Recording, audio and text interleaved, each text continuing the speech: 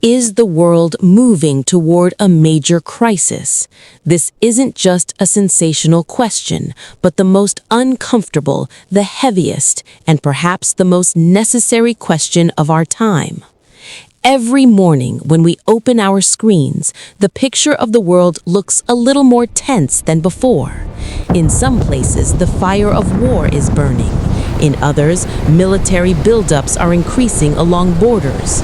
Some economies are under pressure, and in many societies, deep divisions are emerging.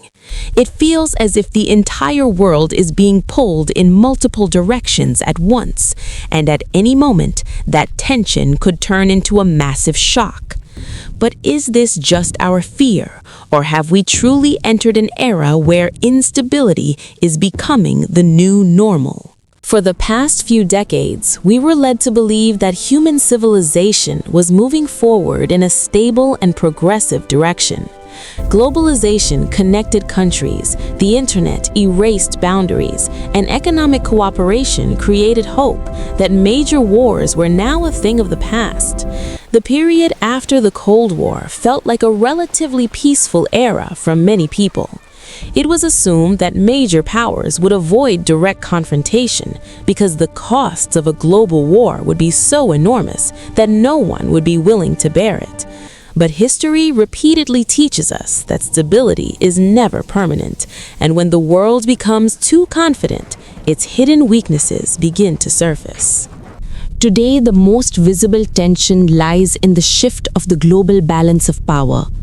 Countries that held influence as dominant powers for a long time are now facing the rise of new forces. Economic, military, and technological competition has become sharper than ever before. History shows that whenever the balance of power changes, the likelihood of conflict increases. This conflict does not always appear as direct war. Sometimes it takes the form of trade sanctions, sometimes cyber attacks, and sometimes strategic alliances. But the underlying cause remains the same, the struggle for influence and control. The war underway in Europe has shattered the belief that large-scale conventional warfare is a thing of the past. Disruptions in energy supplies, food shortages, and waves of refugees have shown how even a regional conflict can affect the entire world. At the same time, rising tensions over maritime boundaries in Asia signal that this competition is not limited to a single continent. In the Middle East, decades-long instability has still not fully come to an end.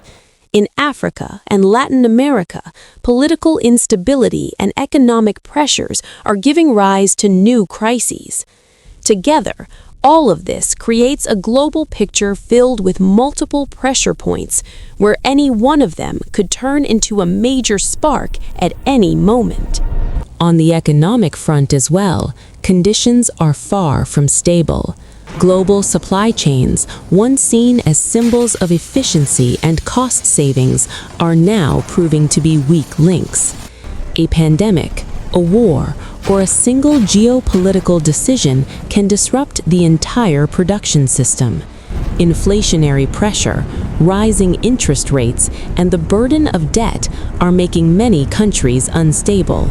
When the economy weakens, political dissatisfaction grows, and when dissatisfaction grows, decisions can become more aggressive or unpredictable. History shows that many major conflicts have emerged against the backdrop of economic crises. But the crisis is not limited to war or the economy alone. In the technological sphere as well, an invisible competition is underway. Artificial intelligence, cyber capabilities, and space technology have all become new instruments of power. Cyber attacks can now be just as dangerous as conventional warfare because they can shut down a country's electricity, banking, or communication systems without a single shot being fired. Information warfare is also a new reality. Misinformation, disinformation, and digital manipulation can divide societies from within. When public trust in institutions begins to erode, democratic structures start to weaken. Climate change is another major factor that often progresses slowly, but its consequences can be sudden and devastating. Droughts, floods, storms, and rising temperatures are not just environmental issues, they are also security concerns. Shortages of water and food could give rise to new conflicts in the future. Climate migration, where people are forced to leave habitable areas, can increase political and social tensions. When resources are limited and populations continue to grow, competition becomes more intense. At the social level, the world is also grappling with many challenges. Political polarization is increasing in many countries. Societies are becoming divided along ideological lines. Social media has made communication easier, but it has also intensified conflict. When citizens begin to lose trust in one another, national unity weakens. And when internal unity is weak, it becomes harder to face external pressures. So do all these signs point toward a major global crisis? It's possible, but it's also possible that we are going through a period of transition. History has seen similar phases before, when the world faced deep tensions but eventually moved toward a new balance. After World War II, the world was in ruins. Yet it was during that time that the foundations of international institutions were laid. During the decades of the Cold War, the fear of nuclear confrontation was always present, and still direct war was avoided. This means that the possibility of a crisis and the inevitability of a crisis are two different things.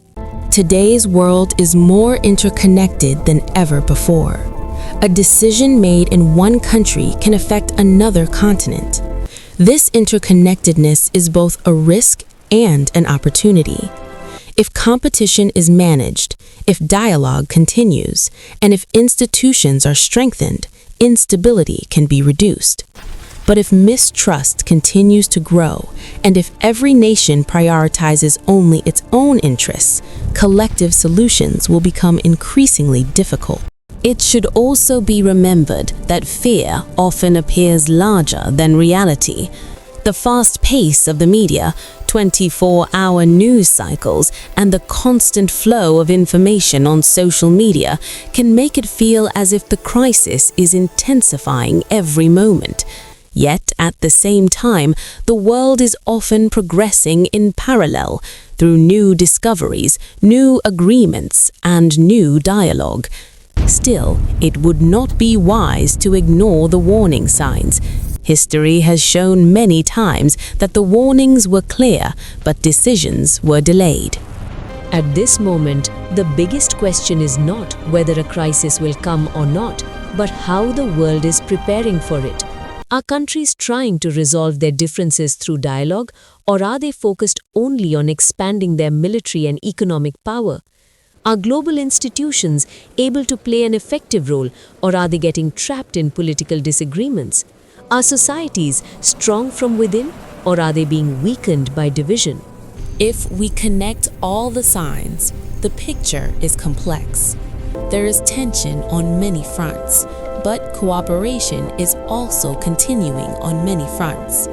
There is competition, but not full-scale war. There is instability, but not total chaos. This means the future is not yet decided. The world is standing at a crossroads. One path could lead toward greater confrontation, while the other leads toward difficult but cooperative solutions. Ultimately, the question, is the world moving toward a major crisis, cannot be answered with a simple yes or no. The world is clearly going through a complex and sensitive period. The balance of power is shifting, technology is advancing rapidly, pressure on resources is increasing, and societies are facing internal challenges. All of these factors together raise the level of risk. At the same time, human history also shows that the possibility of a crisis often becomes the very motivation for reform and cooperation. As an outro, the real question is not whether a crisis will come or not, but what we do when the warning signs are clear. Will we allow fear to take control, or will we choose the path of dialogue, balance, and responsibility? The world is standing on a fragile equilibrium. The coming years will decide whether this balance breaks or transforms into a new stability. The future is uncertain, but it is not entirely dark. Decisions, leadership, and cooperation, these will determine whether this period is remembered in history as a major crisis or as a difficult but decisive transformation.